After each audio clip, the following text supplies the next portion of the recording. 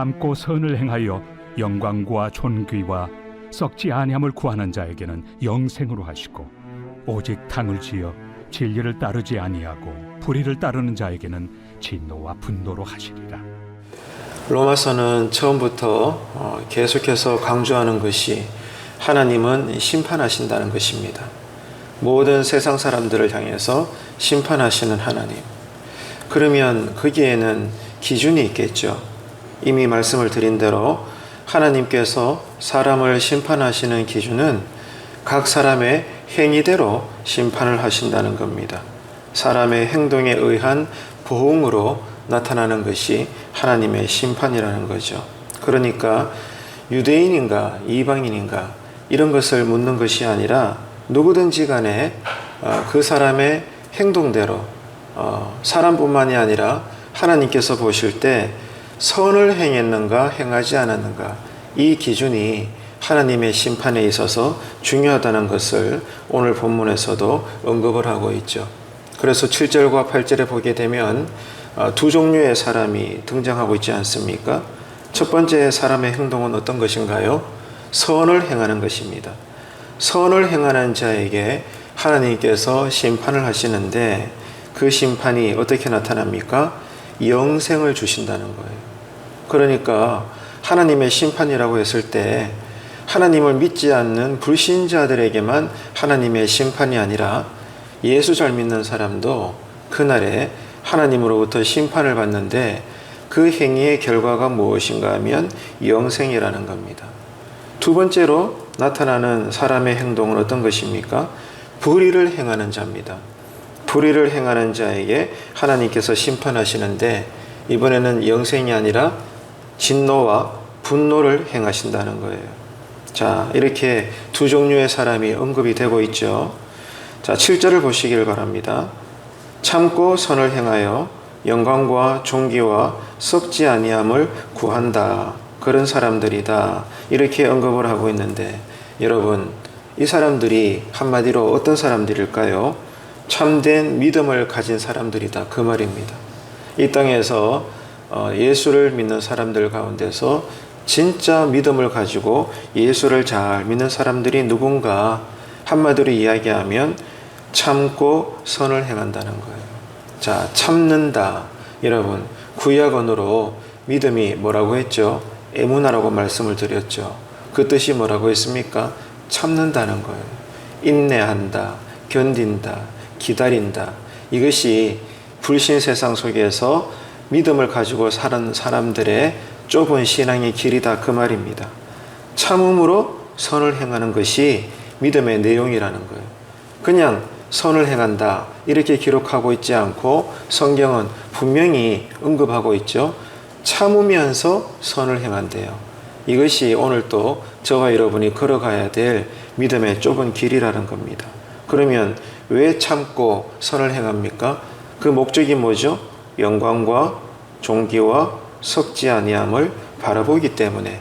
오늘 또 신자는 신앙의 방법으로 살다 보니 늘 견디고 인내하고 참을 수밖에 없는 거예요. 그러면서도 하나님께서 기뻐하시는 뜻대로 다양한 선한 삶을 우리가 살 때 그 결과가 영생으로 주어진다는 겁니다. 그래서 이 참된 믿음을 가진 자의 모든 생활의 가장 기본적인 특징이 무엇인가? 참고 인내하는 믿음이다, 이겁니다. 그래서 오늘 또 여러분 기도하실 때 이 삶을 두고 기도하셔야 돼요. 하나님, 내가 오늘 또 성경의 방법대로 살기 원합니다. 그래서 성경의 가르침대로 참고 인내하는 믿음이 나를 인도하고 나를 붙잡기를 원합니다. 나에게 그 믿음의 복을 달라고 기도하시는 기도의 자리가 되시기를 바랍니다. 7절 다시 한번 보세요. 참고 선을 행한다 이렇게 되어 있죠. 자, 이 말은 끝까지 믿음으로 인내하면서 중요한 것은 이겁니다. 사람들 눈에만 그런 것이 아니라 하나님이 보시기에도 선한 일에 매진하는 사람이다, 이 말이에요.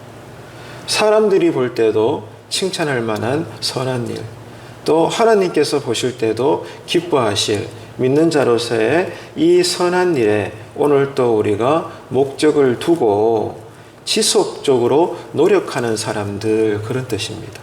참고 선을 행한다. 지속적으로 노력한다. 뭐를?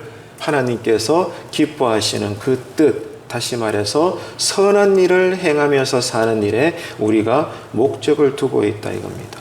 그래서 이런 참된 믿음으로 사는 자가 붙잡고 있는 소망, 그 신앙 고백이 뭐라고 말씀을 드렸죠? 좀 전에도 말씀을 드렸지만 7절에 다시 한번 보시겠어요? 영광과 존귀와 썩지 아니하는 그 영생을 오늘 또 우리가 바라보고 때로는 참고 인내하면서 하나님께서 기뻐하시는 뜻, 그 선한 일을 우리가 행한다 이것입니다. 이럴 때 우리는 하나님께서 보실 때 신자답다 그 말이에요. 그러니까 오늘 또 우리가 이 두 발을 불신 세상 속에 두고 있지만 그러나 우리의 이 눈은 어디를 바라보는 거예요? 하늘을 바라본다는 거예요. 하나님을 바라보고 우리의 이 두 발은 불신 땅 위에 두고, 그러니까 이 두 세계가 모순이 되잖아요. 그죠? 땅은 불공평하고 모순 덩어리인데 우리가 바라보는 하나님은 차별이 없고 완전하시고 거룩하시고 존귀하시잖아요. 이 두 세계에 우리가 지금 끼어 있어요. 그러니까 오늘 또 우리가 할 믿음의 내용은 무엇입니까? 견딜 수밖에 없는 거예요. 인내할 수밖에 없는 거예요. 왜? 신앙의 방법으로 살아야 되는데 이 세상의 구조는 신앙의 방법이 아니거든요. 그러니까 이 구별된다는 것은 참으로 여러분 우리의 노력으로는 힘든 것입니다. 그래서 우리는 성령님의 이끄심대로 기도할 수밖에 없고 성령님이 주시는 능력으로 신자의 구별된 삶을 오늘 또 우리가 어떻게 해요? 참으면서까지 선한 일에 매진하는 것입니다. 그럴 때 그 하나님의 심판의 결과는 무엇입니까? 그런 참된 믿음을 가진 성도들에게 영생을 주신다는 거예요. 여기에 우리가 오늘 또 소망을 두는 것입니다. 하나님께서 나에게 기도했더니 막 물질을 부어주고 기도했더니 죽을 몸도 낫고 이런 상태에 소망을 두는 것이 아니라 저 천국, 본향, 영생의 소망을 두고 오늘 또 내가 믿음의 방법대로 살려고 하다 보니 때로는 참아야 되고 견뎌야 되고 기다려야 되고 인내해야 되는 것입니다. 이게 믿음이라는 거예요. 이 믿음으로 가정에서 살아내시고 일터와 직장에서 성실하게 일하시고 특별히 교회 안에서 먼저 신자들 사이에 신실한 그러한 신앙의 교제가 있는 이 하루가 되시기를 간절히 바랍니다. 그래서 훗날 주님께서 재림하셔서 모든 것을 심판하실 때 이 땅에서 정말로 영생의 소망을 두고 참된 믿음의 삶을 살아내었던 그 신자들은 그 믿음대로 영생의 면류관과 상급을 받게 될 것입니다. 여러분 오늘도 여기에 분명한 소망을 두시고 오늘 이 아침 기도에 기쁨이 있고 감사가 있고 평안과 위로가 있게 되시기를 바라겠습니다. 자, 그 다음에 그러면은 악한 자들의 특징을 우리가 또 살펴봐야 되겠죠. 7절 이어서 8절에 보게 되면 악한 자들의 특징도 나타나는데 보십시오. 이렇게 되어 있지 않습니까? 오직 당을 지어서 진리를 따르지 아니하고 불의를 따른다. 자, 이게 하나님 보실 때 악하다 이겁니다. 자, 그런데 여기서 특징이 있어요. 불의를 따르는 자들의 생활의 특징이 뭐냐? 특이한 것은 당을 짓는데요. 자기들끼리 파벌을 이룬다는 겁니다. 이것이 죄 짓는 자들의 기본적인 모습입니다. 서로 여러분 똘똘똘 뭉쳐가지고 우리가 원하는 욕심을 끝내는 이루고야만은 이것을 위해서 너와 나 우리 친구 아이가 우리 뜻대로 한번 해보자. 그러면 돼. 여러분 이런 당을 짓는 모습이 하나님 보시기에 옳지 않다는 겁니다. 이게 죄를 짓는 사람들의 기본적인 모습이라는 거예요. 왜 파벌을 조성을 할까요? 왜 여러분 그 당시 교회 안에서도 회당 안에서도 이런 당 짓는 모습들이 있는 것일까요? 여기서 당이라는 것은 원어로는 이런 뜻입니다. 이기적인 야망 이런 뜻입니다. 이기적인 야망. 그래서 이것을 위해서라면 즉 마음의 욕심이죠. 내가 원하는 대로 내 소견대로 신앙이든 뭐든지 간에 내가 원하는 바를 이루기 위해서라면 다투는 것과 논쟁하는 것과 투쟁도 불사하겠다. 이것이 당 짓는 것, 그래서 하나님 보시기에 불의를 따르는 자들의 악한 모습이다. 이렇게 8절에서는 설명을 하고 있는 겁니다. 당시 유대인들은요, 바리새파, 사두개파, 에세네파, 열심당 등등 여러 가지 파벌을 이루어서 내가 옳고 너는 틀렸어. 교회 안에서도 회당 안에서도 서로 논쟁하고 싸우는 일들이 비일비재했습니다. 그럴 때마다 자신들의 신앙이 옳고 자신들의 이 생활의 방법이 가장 옳은 거야. 이렇게 고집을 피우면서 이것을 증명하기 위해서 어떻게 했는가 하면 율법의 말씀을 차용했어요. 내가 옳다는 것을 증명하기 위해서 거기에 맞을 법한 말씀을 가지고 와서 봐라. 니는 틀렸고 내가 옳잖냐. 네가 회개해. 나는 회개할 것이 없어. 이렇게 여러분 서로 똘똘똘 뭉쳐가지고 자기 반대파 사람들을 말씀을 가지고도 공격을 한 거예요. 이게 그 당시 때부터 있어왔던 교회 안의 모습이었다 그 말입니다. 더 나아가서는 당시 유대인들은 당장 눈앞에 보이는 이익을 위해서라면 놀랍게도 필요하다면 불의한 방법까지도 마다하지 않았다는 것. 이것이 그 당시 하나님 보시기에 패역함이었습니다. 그러니까 여러분, 우리가 예수를 믿는다 말하지만 잘 여러분 기억해야 돼요. 말씀이 우리를 이끌어가는 것이 아니라, 다시 말해서 우리가 말씀을 따라가는 이 하루의 순종이 되어야 되는데 그렇지 않고 내 욕심이 있다 보니까 내가 당을 지어서라도 내가 원하는 바를 가정에서도 이루고 교회에서도 이루고 직장에서도 이루고 아무튼 여기에 목적을 이루고 있다 보니 그 내가 따라가야 될 말씀조차도 내 욕심을 이루기 위한 수단으로 삼더라는 거예요. 그래서 기도조차도 하나님의 능력의 수단입니다. 하나님, 내가 원하는 것은 이건데 하나님께서 결제만 해 주십시오. 그러면 내가 기쁘겠나이다. 기복신앙, 무당신앙 어떻습니까 여러분? 여러분 우리 모두가 여기에 속하고 있지 않을까요? 오늘 이 두 구절 말씀은 여전히 우리에게 거울이 되고 있다는 것을 우리는 이해하게 되는 것입니다. 여러분, 그래서 당시 유대인들만 그런 것이 아니죠. 우리도 똑같다라는 거예요. 우리가 예수님을 따른다 말하고 하나님밖에 없다 말하고 하나님이 전부 다 하십니다라고 고백은 하지만 실제 살아가는 삶의 현장에서는 우리 역시 당시 유대인들처럼 내 마음에 욕심이 가득합니다.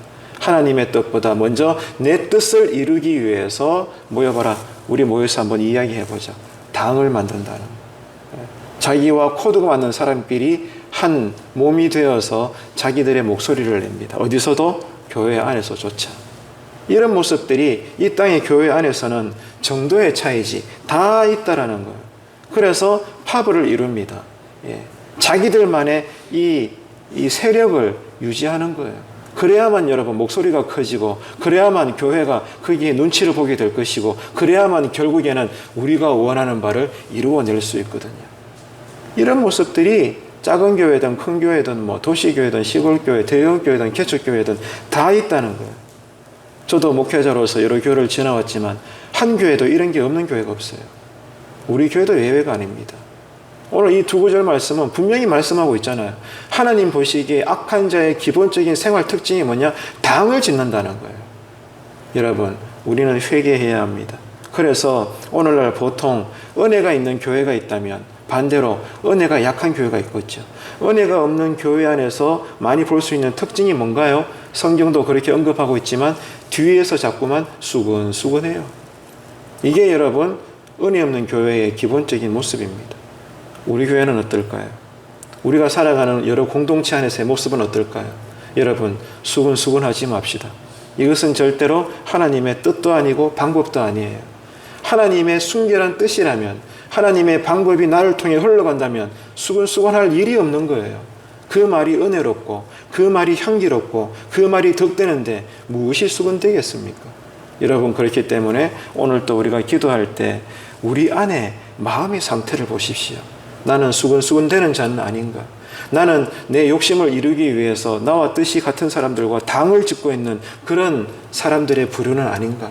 여러분, 헤아려 보시면서 이런 악한 자로서 그 심판의 결과가 진노와 분노를 당하는 것이 아니라 참고 견디면서까지라도 하나님의 뜻을 이루는 그 선한 일을 감당하는 그러한 신자가 되어서 훗날에 주님 앞에 섰을 때 그 심판대에서 영생의 복을 받는 하나님, 나의 삶이 되게 하시고 우리 교회 신앙이 되게 하여 주옵소서.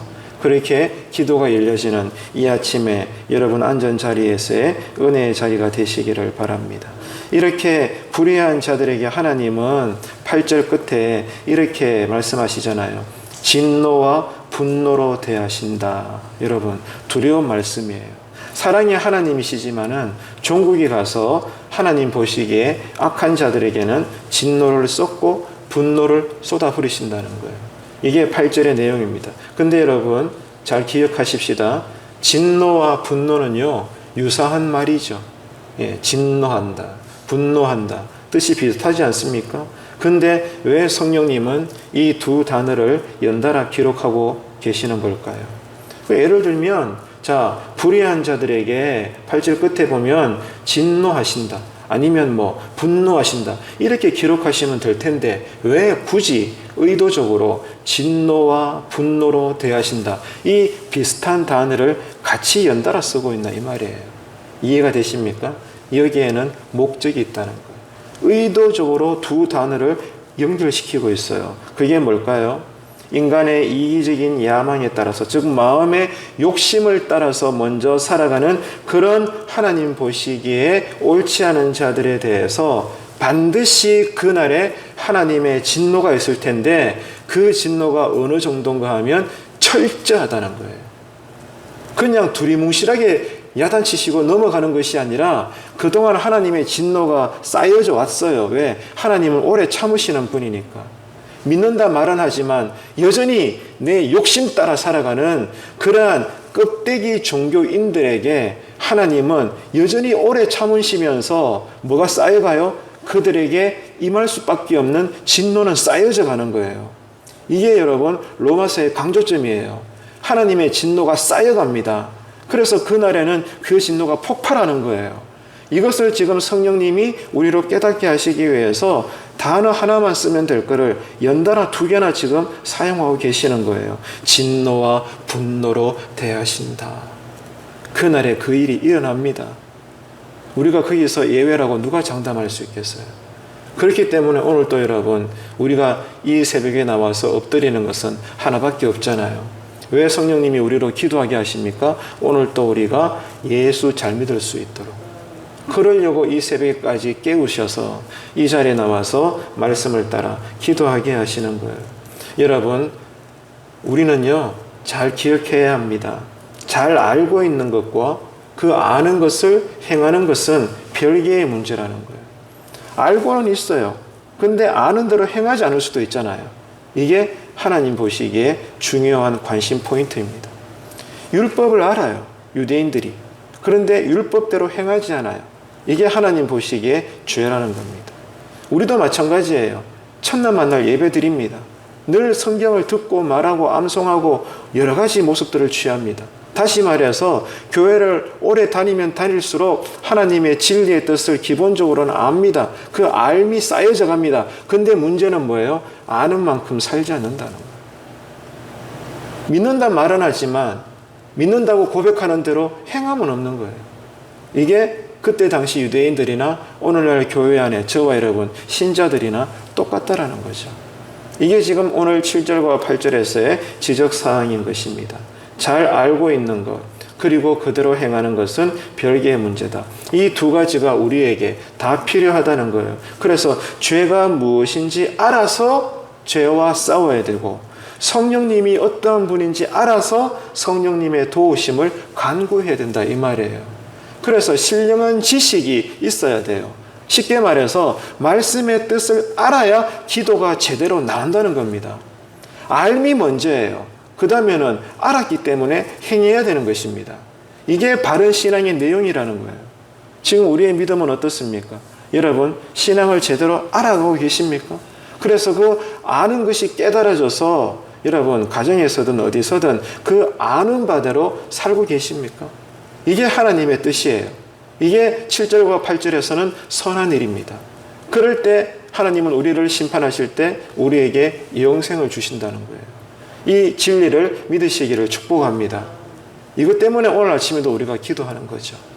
여러분, 그렇기 때문에 죄와 싸우려면 죄가 무엇인지 성경을 통해서 알고, 그러므로 여러분 이 죄와 우리는 대적하고 싸워야 되고, 성령님이 어떤 분인가 알아야 늘 우리는 성령님의 다스림을 기뻐할 수 있는 거예요. 이 신령한 지식과 그리고 신령한 행함이 우리에게 있게 되기를 오늘 아침에 우리는 기도해야 되는 것입니다.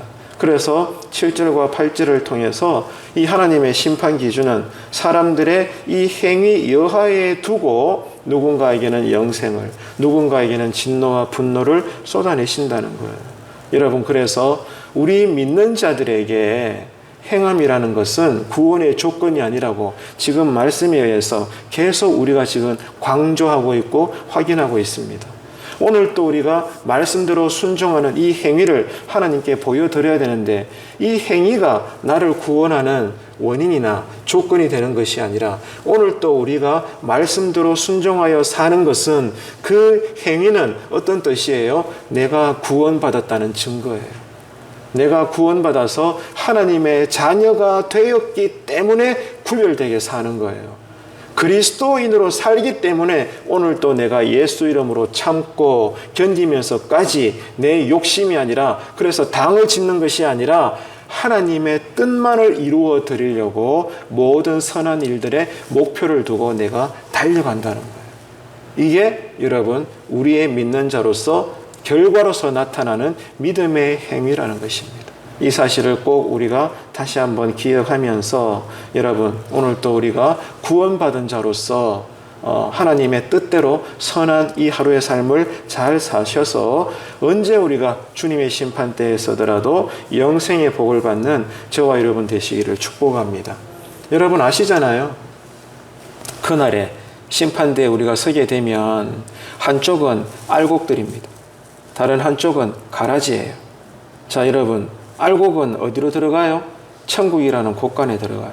하지만 가라지에 분류된 사람들은 바깥 어두운 지옥으로 들어가게 됩니다.